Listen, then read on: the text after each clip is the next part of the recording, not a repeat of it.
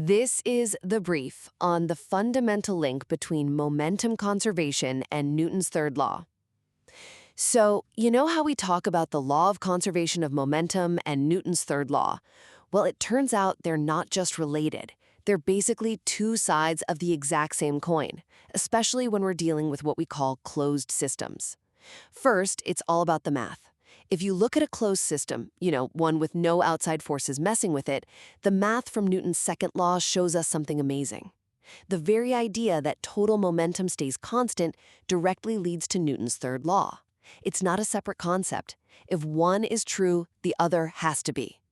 Second, this helps us see what's happening during, say, a collision. Think about it.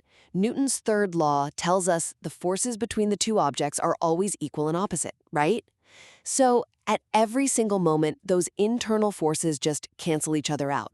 The net internal force is always zero.